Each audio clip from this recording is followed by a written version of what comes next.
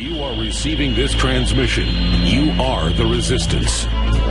Live from the Infowars.com studios, it's Alex Jones. All right, we're going to Timothy, Ryan, Bruce, Natalia, and others. And I don't like, as a father of four, to have to talk about things like this, but we're facing a real hardcore communist attack.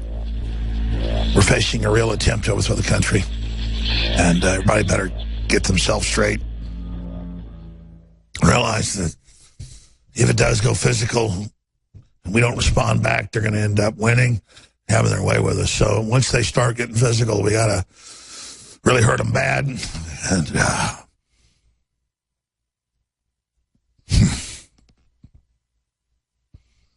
see, they already know they're whipped.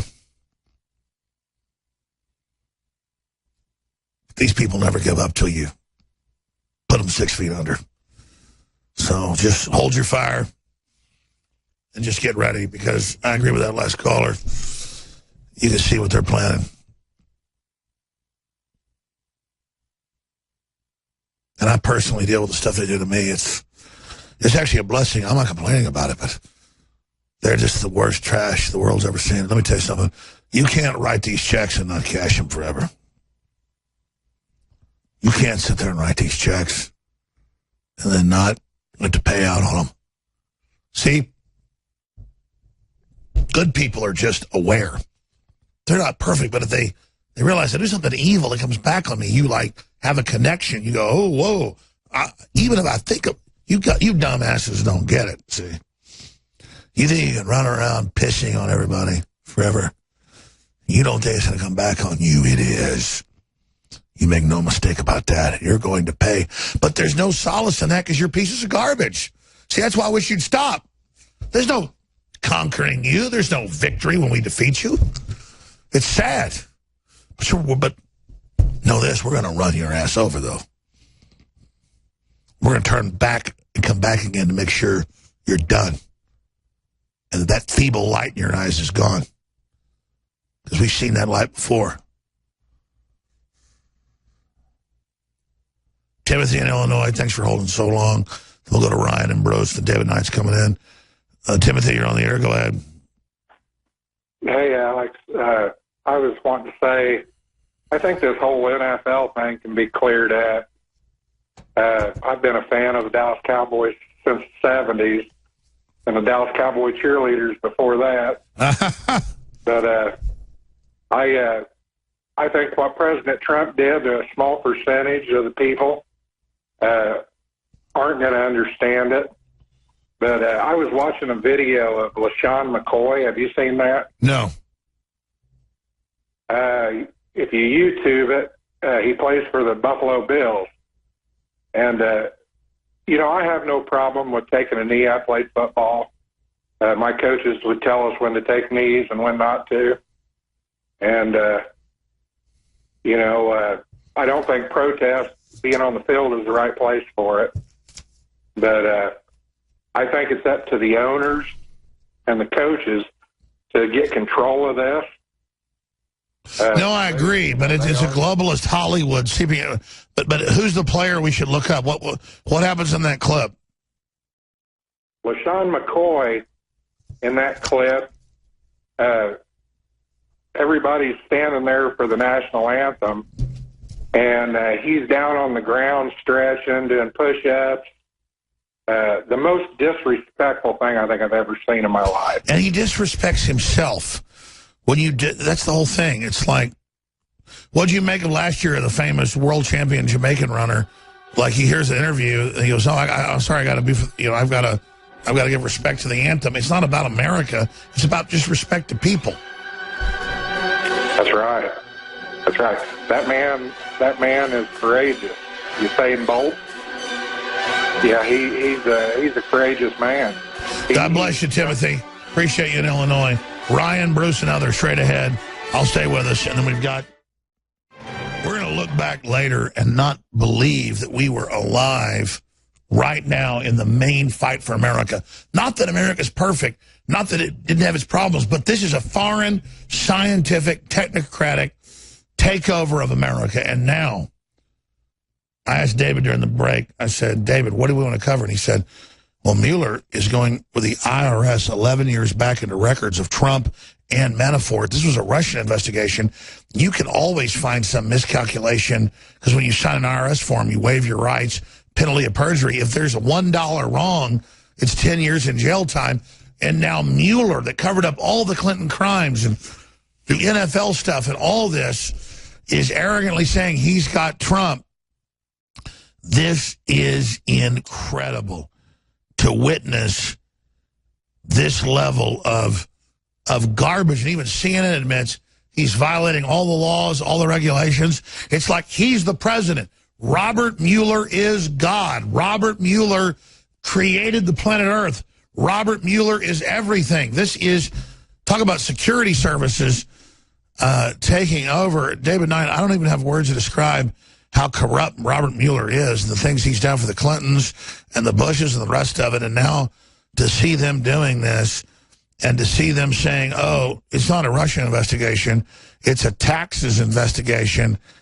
Wow. Go back 11 years. Alex, I talked about this morning on Real News, and the title that we put it out there with was Bring Me the Man and I'll Find the Financial Crime, because that's what Stalin used to say. Bring me the man, I'll find the crime.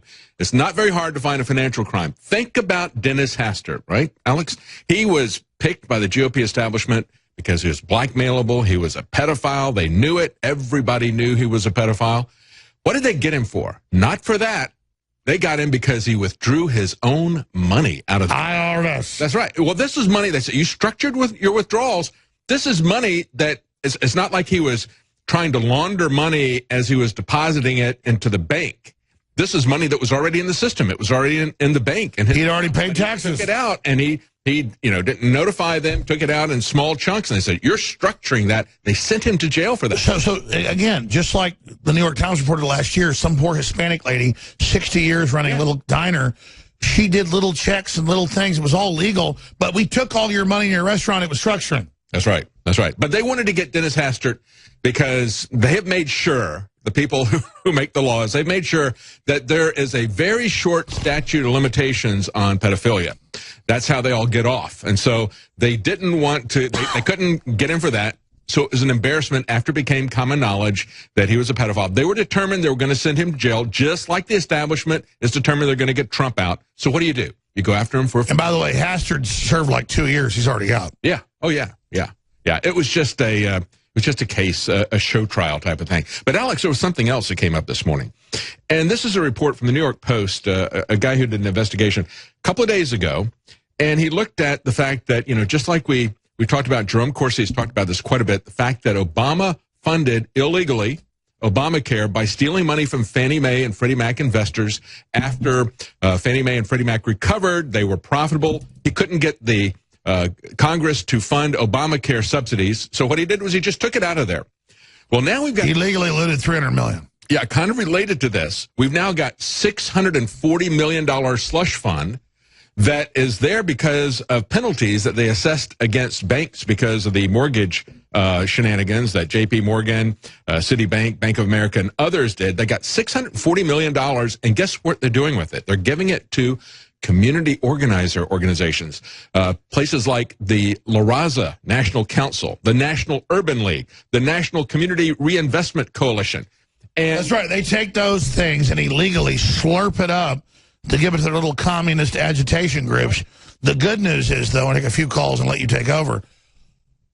How is their whole NFL thing going? It's blowing up in their face. Don't they get there's huge opposition? They don't understand. They've got DirecTV is giving people refunds off of the NFL ticket. That's something they've never done before after the season has started.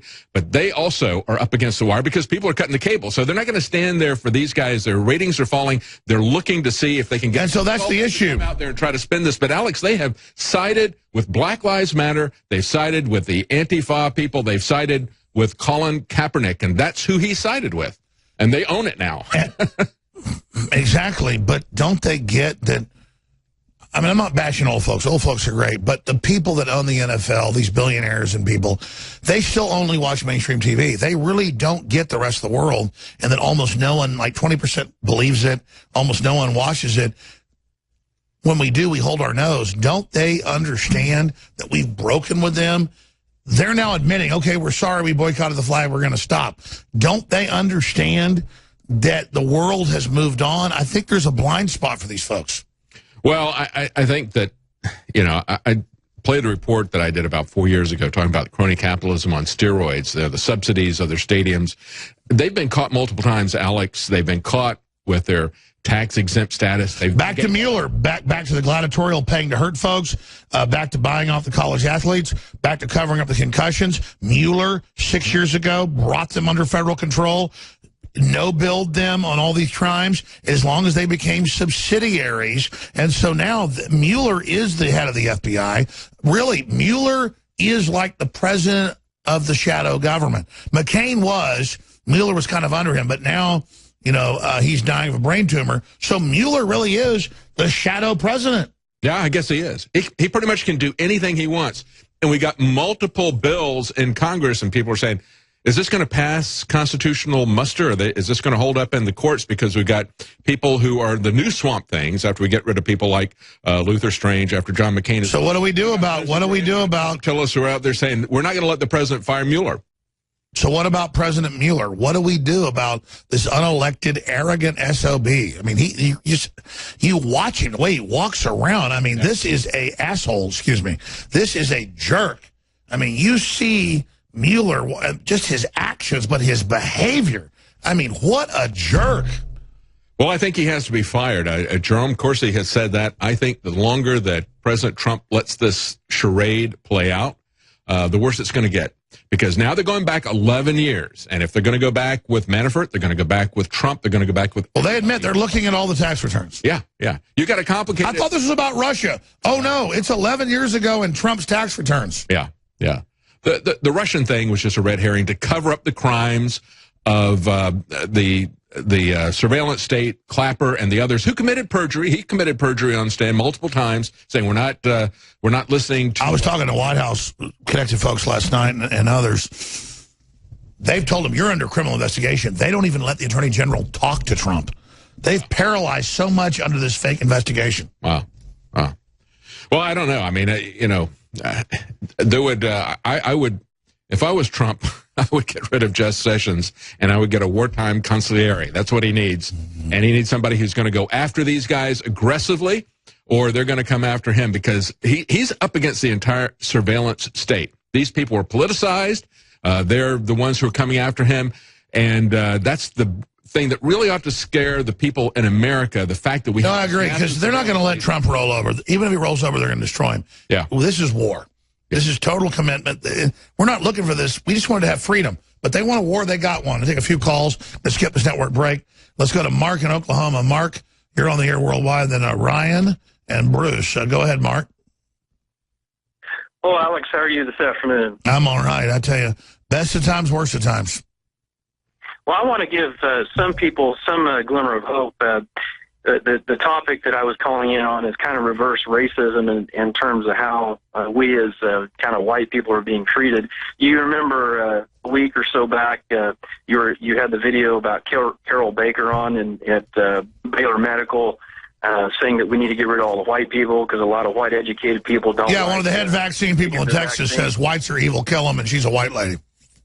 Yes, sir. Well, I wanted to let you know that I did follow up with that, and I called Dr. Klein, who is the head physician-in-chief of the Department of Pediatrics at Baylor Medical in Houston. And I had a really good conversation with him. He was a nice man. We spoke for 10 or 15 minutes. I told him exactly what we have all discussed and believe about kind of what's going on, that vaccination overall is probably not a bad thing, but it's what they're putting in the vaccines that are bad. And we had a good collegial discussion. And at the end, I told him, I said, there is no way you can have a doctor who believes or has taken the Hippocratic Oath to make a statement like that. And I have a problem with that. And anyway, we talked for a while, and kind of towards the end of our conversation, he said, Mark, I just want to let you know that Dr. Carol Baker has been fired at Baylor Medical. She no longer has a job here. Really? So is that official, or has that been the news yet? Well, if you go on their website, Alex, you'll see that her page has been removed from Baylor Medical. Now, What I could not confirm is whether or not she's still at Texas. I believe it's called Texas Children's Hospital there in Houston. It looked like to me she might have had some kind of role at Texas Children's there in Houston as well. We need to get her fired there. Baylor Medical, she's gone. It's not vindictive. You want to kill everybody, well, go to hell. Yeah. Oh, yeah, absolutely. Absolutely. But I just wanted to let you guys know that, you know, even though the odds seem overwhelming against us, that we have these small victories here and there, and that we need to talk about them. We need to let people know that there are people out there like us that are doing those things, and don't let that go unnoticed, that there are those things that are going on. Mark, I know we're winning because of you, Mark. We're winning because of everybody out there. Don't think that. I'm always just on to the next threat, because people think I'm trying to demoralize folks with all the negativity, because the enemy thinks like that. I think if I get told about something bad, I want to do something. Yeah. Does that make sense? Yeah. Yeah, absolutely. Well, that's great news. We're going to do a whole story about that. We'll look into her getting canned. That's good news, Mark. Anything else? Well, I just think that you guys are right on. I've read several reports from several different places about all this stuff going on with Soros. Also want to let you know that I did call into Senator Langford's office yesterday and voice my displeasure about what's going on with DACA and what he's doing, and that the Republicans have had 8 years to overcome Obamacare, and now they've gotten off the track and gone off of these different things, and we still don't have any legislation that helps the middle class. And I told the lady specifically that, and she said, well, I disagree with you on DACA. And I said, well, that may be the case, but what you're going to find out is Langford will probably be replaced at some point if he keeps this kind of stuff up, because people in Oklahoma are sick of this stuff. Mm-hmm. Whether he's a Christian or not or whatever, we don't really care. Don't hide behind that Christian stuff. The middle class has been hammered. The middle class has been hammered, and that's what I told her. And I said, you know, we're tired of putting up with everything that we've had to put up with when the elite get to have their offshore bank accounts. They don't care. We have to live with the fact that these people are going to be put in the public school systems, and they send their kids to private schools. Who do you think is going to pay the taxes on property taxes to overcome all these people being let in that are illegal to teach them English? And so I kind of went round and round for a while. So I encourage people to call their senators, call their U.S. representatives, be respectful, and carry on a conversation. No, I agree. Hammering them and going to public events and shaking their hand, but talking to them is the key as well. Thank you, Mark. That was a great caller. That's going to be the end of the American dream, Alex, if we have to educate anybody who comes here from anywhere in the world and in uncontrolled numbers and educate them. We can't afford to do that. We won't be able to afford homes. We won't even be able to afford an apartment complex. So that's the end of the American dream if we have to educate the foreign citizens of other countries when those governments won't pay for their own citizens' education. So what's the next shoe to drop? What's the next shoe to drop? Well, I'll tell you what, I'm very optimistic today because of what happened in Alabama. And I talked about this today. We've already had, coming up to this, people said, look, there's going to be a lot of Republican rhinos who are going to not run for re-election if Roy Moore wins, beating the Senate campaign fund that spent $30 million to assassinate his character. And you wouldn't believe the garbage that they told about him, the lies they told about him. He didn't have the money to respond to that, but he still beat them. And they said if he wins... Because the mainstream's so discredited. Yeah, that's right. Look, people told me I did a great job making Kelly. I did a terrible job. She was so hated, it didn't matter what I did. Yeah. That's what they don't get now. No. You did a great job. And people could see through what was going on with it. Just like they saw... they could see through what the Senate Leadership Fund was doing to Judge Roy Moore with their $30 million. They could see through that setup. It's the same thing that Megyn Kelly did to you. And so the key is that we've already had, as soon as that happened, today, that happened last night. Today we already had Bob Corker, who Jerome Corsi's done multiple articles about saying, this is the Republican who has, the crony capitalist who's made a lot of money blocking Obamacare repeal. He announced he's not going to run for re-election. You're going to see a lot more of that, and you're going to see people taking this back at the GOP primaries where it's going to have to happen. And by the way, we've had 5 primaries of Democrats losing, a Republican establishment losing. That's why they're panicking. Yeah. I mean, this is people finally not listening to a damn word they say. Well, I'll tell you, there's one other thing coming up too, Alex. You mentioned the police and the importance of local police. This is going to come to a head in Catalonia this weekend. I talked to Steve Pachinik about what's going on there this morning on the Real News show. This is boiling down to there, you got the central government in Spain saying you're not going to have this election. They're arresting officials. They are. Oh, it's incredible. Talk about it in the next segment because this is so big. I meant to get into this more. Fight over the police is what it's coming down to. But if 90% of the people want independence, how do you enslave them? You can't. Yeah. Well, they have a local police force that was there as part of the Catalonia police force that was taken away from them when they were under a fascist dictatorship, and then they got it back. So this is like their sheriff's department. And then they've got another level of police that are militarized. They call that the Guardia Civil. And then they've got the national police on top of that. And so what they're doing is they're saying, we're not going to let this happen. And we're giving orders to the Massa. That's the sheriffs, if you will, in the local area. And so these guys are there. They say, we don't want to be in the middle of this, but they're going to have to decide. Because the people there don't have a Second Amendment. And it, like JFK said, if you make peaceful revolution impossible, you will make violent revolution inevitable. This is the force that has been unleashed. This is what we're seeing here. This is what's behind Trump. It's everywhere. Election. Yeah, it's not just nationalism versus globalism. It is going to be independent government. It's going to continue to devolve until people feel that they're represented in their local community, their government. And that's why this is being opposed now, I think, by the Trump administration. People telling them, no, we got to stay with Spain. They got military bases in Spain. Spain is going to oppose this because they've got a lot of financial issues. They are using Catalonia. Well, also, Catalonia literally is what's holding up Spain. Yeah, it's a cash cow for them. Yeah, it's like 40% of their economy, and they don't want to see it go because of that. But they got a separate language, they got a separate culture. It's some really tasty food, this too. Sunday is when it's going to come to a head. Catalonian food is like delicious. I've never been there. I have multiple times. It's awesome. Hey, Ryan in Missouri, you're on the air. Go ahead. Alex, long-time listener. First, you guys were talking about militarization and the cops and everything. Don't a lot of cops still have, like, the military weapons from 9/11 or maybe Afghanistan? Sure, but statistically, those are used in a fraction of shootings. It's not that the cops are perfect. It's just that the cops is a red herring statistically. And then if we hate the cops, we drive them into the arms of the globalists. Yeah. All right, and one thing I don't know about in the NFL, it's a disgrace to their flag. They're saying it's racist. They're actually being racist to themselves and every other race because everybody in the military are all a bunch of different, races. So, it's not the people doing it are just being told to do it. The sponsors want it. Hollywood isn't winning, so it goes militarize, politicize, turn every different venue into something that's political, and that's why it's blowing up. Yeah. Oh, yeah, it's desperation. But it's kind of like they can't run from it, Alex, because, just because you're not interested in politics doesn't mean politics isn't interested in you.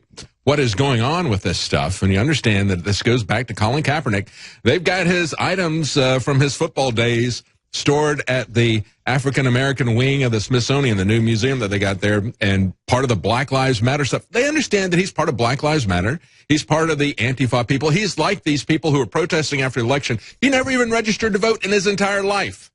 And yet, he's doing this. It's a loser grandstanding who's a racist. Yeah. He hates his white parents. He's a Marxist. He hates, exactly. It's all Marxist garbage with his wife controlling him. Thank you, Ryan. Bruce in Arizona, you're on the air with David Knight. Go ahead. Hello, Alex. Big fan.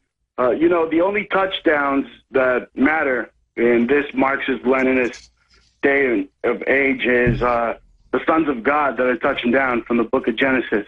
Those are the only touchdowns I care about. But anyway, I wanted to call you and let you know I'm a small-time talk radio show host on Spreaker, and I tweeted to @King James. I tweeted, more like King Retard, Kobe was better than you. And I got blocked from Twitter for 11 hours. Now, if they can do this to me, they can do this to you and anybody. No, that's true. There's massive censorship where they act like there's freedom. Imagine somebody jumping in on your phone line because you're arguing with your cousin saying you can't do that. Or when you're trying to type now, you can't type certain words. It won't let you on your iPhone. It's control. It's AI suppression. That's right. That's right. No. Go ahead. 11 hours, Alex. 11 hours just because King James, this guy that thinks he's a god, or he has the audacity to call himself King James. You believe this guy? I mean, he graduated from high school with like a 2.8. I mean, just a total reread. Trying to say that. And then he calls Trump supporters uneducated. With Twitter.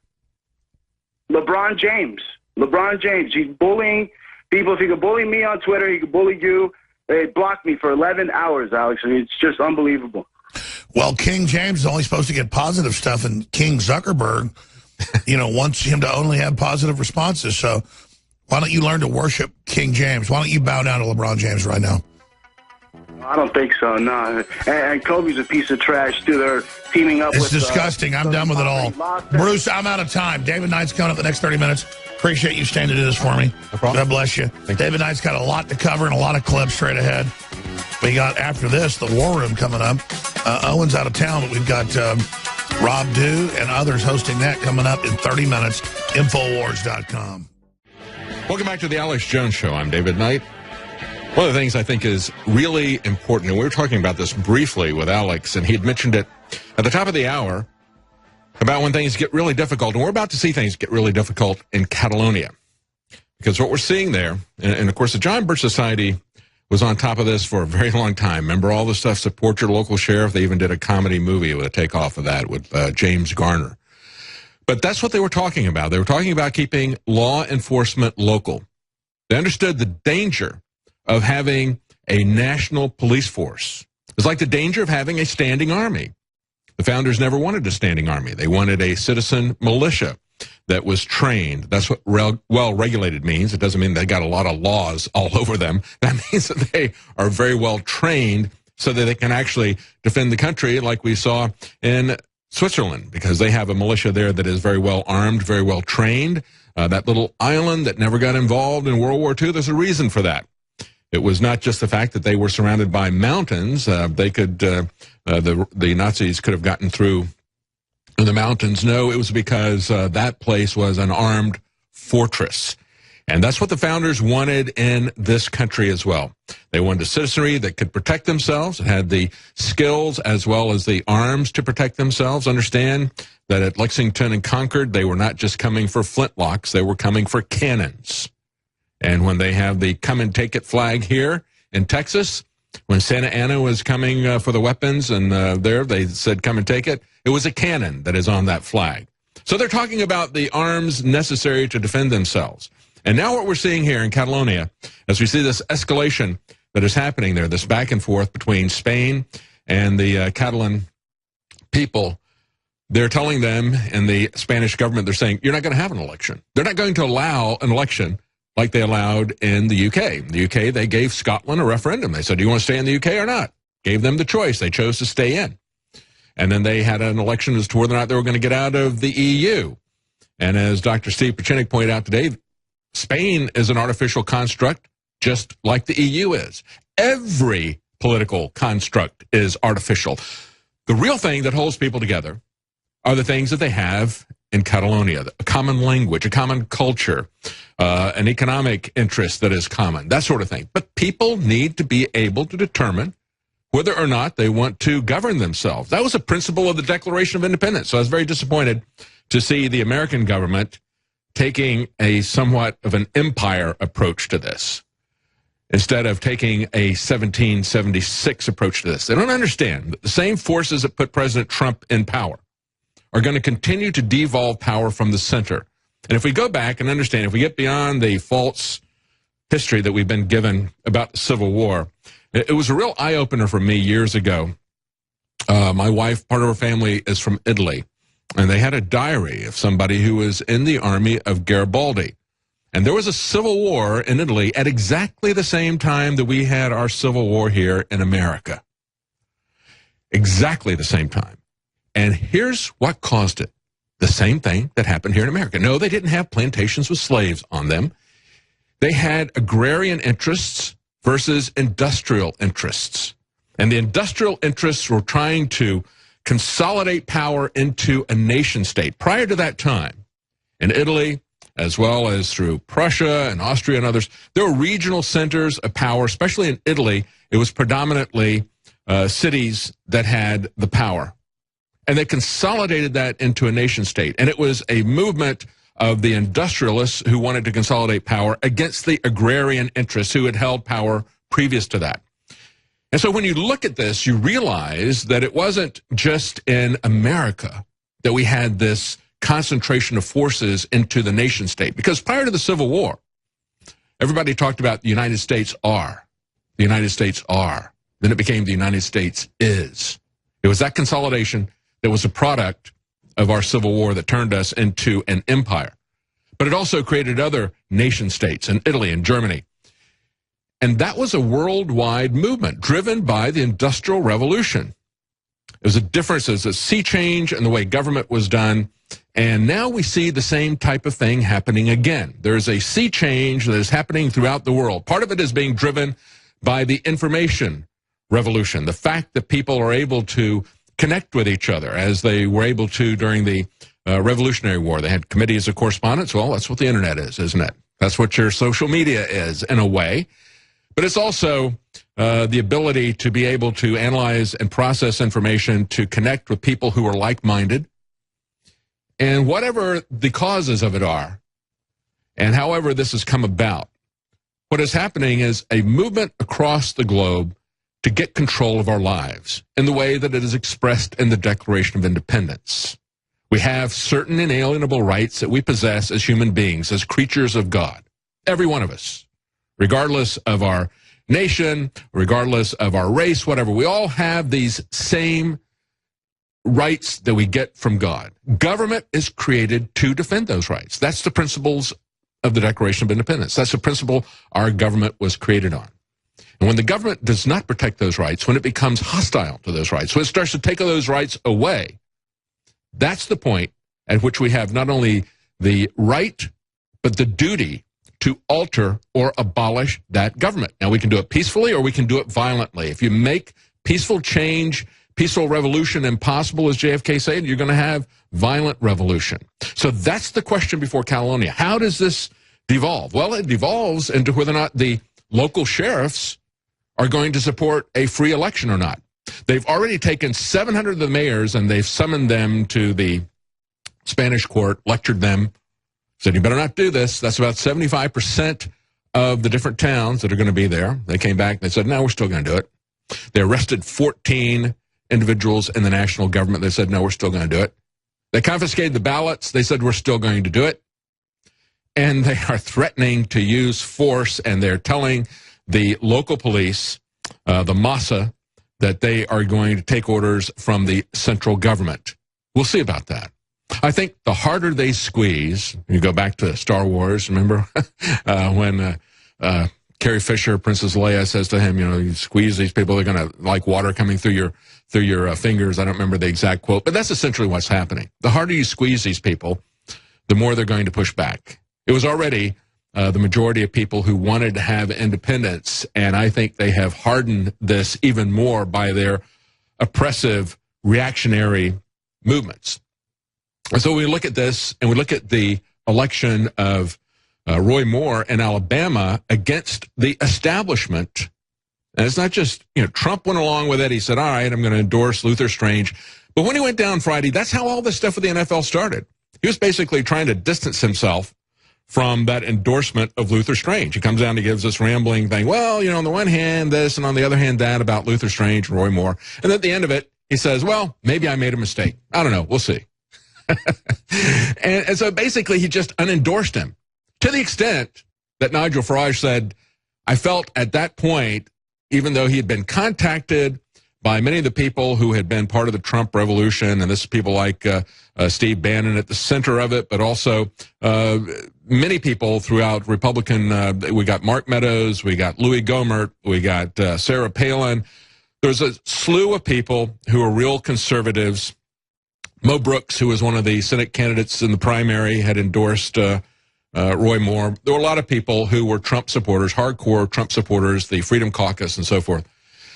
Nigel Farage said, I didn't want to go there and oppose President Trump on this, but he said he basically took the endorsement back on Friday night, and he did. So it is not as NPR likes to say, this is a defeat for Trump. It wasn't a defeat for Trump.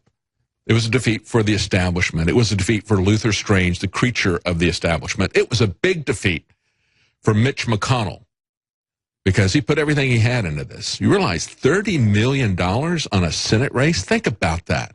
Think about how absurd that is. And that was Republicans spending that against another Republican. Why? Because he was not a creature of the swamp. He is not going to do what Mitch McConnell says. Roy Moore is going to do what the Constitution says. Do you understand the difference? There's a big difference. A big difference between what Mitch McConnell says and what the Constitution says. And you're going to need people like Roy Moore if you're going to get the Trump agenda through. And we're going to have more people like Roy Moore. As I pointed out, people were saying before the election, they said if this happens, it is going to be a big defeat for Mitch McConnell, and you're going to have a lot of establishment Republicans who are not going to run for re-election.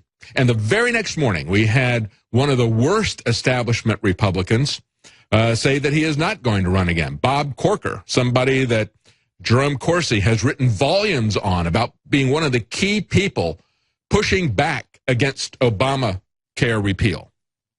And I said before this election, I said, let's not run through this Lindsey Graham bill. Let's not do that, the Graham Cassidy thing. Because all we're going to do is make this socialist scheme a little more palatable for people. First, they put the pressure on, then they relieve it a little bit, and that's great. They took off some of that, those onerous taxes and regulations. That's good. We're moving in the right direction. No, you're not. It's a ratchet. Then they're going to ratchet it up after the next election. So I said, let the people feel the pain of socialism. Let them get an appetite to get the government out of our lives before we forget that it was never there before in a way that it is right now. We used to have a free market in healthcare. That ended in World War II, as I pointed out this morning on the radio show.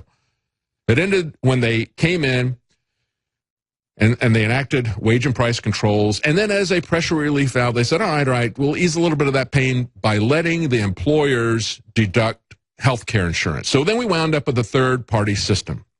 And you broke the connection between the payer and the provider. And you broke the incentives for marketplaces. Now, when President Trump ran for office, he gave us a very detailed plan. He said, these are the things we're going to do. We're going to have markets, not mandates. We're going to have competition, not coercion. We're going to remove the artificial constraints on competition across state lines. We're going to give you ownership of your health care dollar, and you're going to be rewarded if you spend it wisely. We're going to make sure that you have information so that you can spend that wisely. We're going to make sure there's competition so that you can get the cost down. That's the only thing that's going to drive the cost down, folks. You're not going to have the cost driven down by having people in Washington dictate to you. You're only going to have the costs come down when there's competition. You know that. You're Americans. Come on. We know that you only get costs down when you compete. You never get costs down if you regulate, if you tax. They're telling us that it was affordable care. That's the biggest gift we ever gave to Obama when we called it Obamacare. It's not affordable. We should call it not the ACA. We shouldn't call it Obamacare. We should call it the Affordable Care Act. It's a joke. Everybody knows it's not affordable. Everybody knows it was funded on theft from Fannie and Freddie people, the subsidies. We know that the insurance companies, it's a bad deal for them on the individual policies. And so, you know, they're looking for ways to get out of it, to change it and so forth. We don't want the government telling us what we have to do with health care. We want the ability and the information and the competition to have a free market. And the government, which is that one little thing that they did 60 years ago, that one little thing where they broke the connection, the direct connection between buyer and seller, between provider and patient. When they broke that, when they instituted by force, by mandate, this third-party insurance system, that's what began to destroy our system. It took a very long time because it was just one part that they messed up, but it was a fundamental part. And we're not going to allow them to socialize our medicine. We're not going to allow them to take away our medical freedom. And we're going to get people in office. We're going to do it at the GOP primary level because the Democrats are full on to socialism now. They want to go all the way in. Single payer, they own everything. They tell us everything. They own us completely. They can prohibit what we put in our body. They can force things into our body. They have full control over our medicine. That's what the Democrats want. When they say single payer, that means you are their slave for life. And you don't get medical treatment unless you do what they say. We're not going to stand for that. We're not going to allow that. And we've got to get rid of Obamacare quickly. Because if we don't, we'll be stuck with it. Just like we're stuck with the Department of Education. Remember, it was Ronald Reagan who said he was going to get rid of the Department of Education. It was less than 4 years old. It had been created by Jimmy Carter. And instead, After 8 years of Ronald Reagan, he didn't get rid of the Department of Education. Instead, he took it from Rosemary's Baby in the crib to a well-fed adult, if you will. And it's been getting worse all the time. And Obamacare is going to continue to get worse. We do not want anything like Lindsey Graham's bill. Instead, I said, the better thing to do is to let the Democrats own the failure of Obamacare. Not bring it on to the Republican Party and they say, see, you made these tiny little free market changes to it, even though they're not free market changes. You took off some of our regulations and taxes and it all failed. No, let it fail. Don't own it. Let the Democrats own it. Let the Rhino Republicans own it. Let people understand that they are the problem. It's the establishment Republicans along with the socialist Democrats, and get those people out of Washington. That's what we need to do. And so that's why I think that, we see Obamacare forever. Maybe it is forever. I don't think so. I think we're going to push it back. And I think we're going to get more people like Roy Moore in there at the primary level. That is what's going to push this back. That is why I am very optimistic after that election last night. It's just the beginning. It's just the beginning, folks. And these forces that are at work, the forces that put President Trump in place, they don't want to talk about it, but there's going to be other places other than Catalonia. There's going to be places in America that are going to want independence. We see this already in California. We've seen it in Texas. You remember when we became a nation, those 13 colonies, they had a population of only about 2.5 million people. They were very concerned that they would be consolidated under a central government. They did not want that at all. They put all kinds of checks and balances to make sure that that wouldn't happen. They first organized as a confederation. And even when they put in the Constitution, they said, well, we're going to split the federal government, and then we're going to split the power between the federal government and the states and the people in various ways. They knew that the real danger was the consolidation of power. And we've seen what that consolidation of power has done to us with globalism. And we're going to start pushing back and demanding that we have more control over our lives. Obamacare is just one of the irritations that is going to drive the devolution of power away from the center. That is ultimately the force that is at work here. That's what's going on in Catalonia. That's why we see all these referenda throughout Europe. That's why the European Union is going to break up. It will break up. It is unsustainable. It is not only an artificial political construct, it is unsustainable from an economic standpoint. People don't want that anymore. We don't want power to continue to concentrate at the center. It's already ungovernable in a nation like this, and we're starting to see the throes of this as we see the deep divisions in the aftermath of this election. What you're seeing here are the polls that are going to eventually bring us a Catalonia-type referendum here in America. And then the question is going to be, are we going to react to it like Abraham Lincoln did? Are we going to react like Spain did? Are we going to start arresting people who would vote for secession? Are we going to start suspending habeas corpus? We'll see what happens. Stay with us. We'll be right back. Welcome back to the Alex Jones Show. I'm David Knight. I used to do the fourth hour here, but haven't done it for a while because we've got a new show. Monday through Friday, 8 a.m. to 11 a.m. Central Time. It's Real News. And you can find us on YouTube, Real News with David Knight. You can also find us on Facebook and Twitter at Real News X2. That's where you can find our feeds. You can find them in the morning. Of course, you can find our videos as we have the whole show and parts of the show up on the YouTube channel, Real News with David Knight. You can also find me on social media at Libertarian. That's on Twitter. That's my only social media that I engage with. We just have learned, and of course it's up on the Drudge Report, feds have collected record taxes through August. They still run $673.7 billion deficit. So there you go. No matter how much money we collect, and this is an ongoing story that we see every quarter, Drudge puts this up, and it's good that he does, because we need to understand that it isn't that we have not enough taxes, is that we're spending money and we can't stop spending the money. And they're not even talking about what they're going to do about this. They're saying, well, let's just get rid of the debt ceiling altogether and pretend that it doesn't exist. We can just tell the Federal Reserve to keep printing money to just, give us this open line of credit. Understand it is a balloon note, and they can and will pull it. at some point in time. It is a very dangerous situation that we see here. It is not sustainable. We have multiple forces that are pushing against the petrodollar right now. We have China, Russia, Brazil, India, South Africa, the BRICS. They are all talking about how they need to undo the petrodollar. We've had Venezuela say they're no longer going to sell oil, and they're one of the biggest producers of oil in the world. The thing that has supported our dollar is our alliance with Saudi Arabia since we came off of the gold standard. The fact that people had to purchase their energy, which, by the way, folks, is still oil.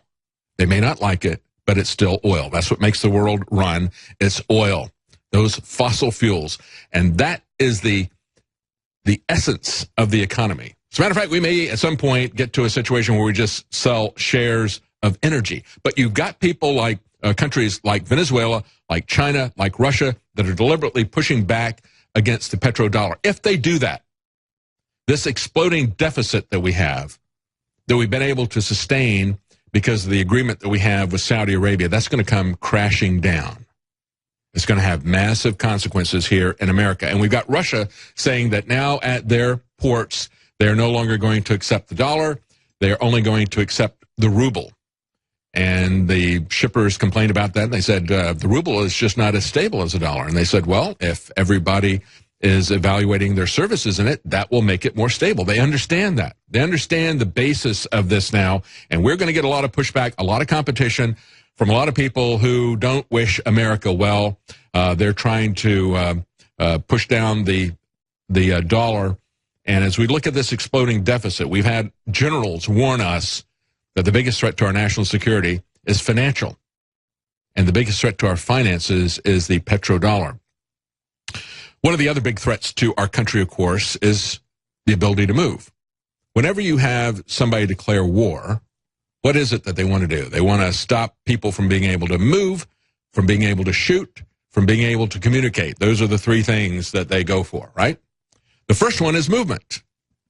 That's why we have the interstate system, is because Eisenhower said we need to be able to move the military around here.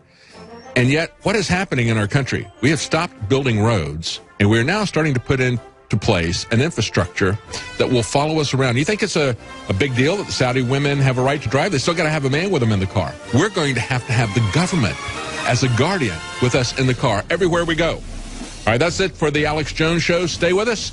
The War Room is coming up, and join us in the morning at 8 a.m. for the real news.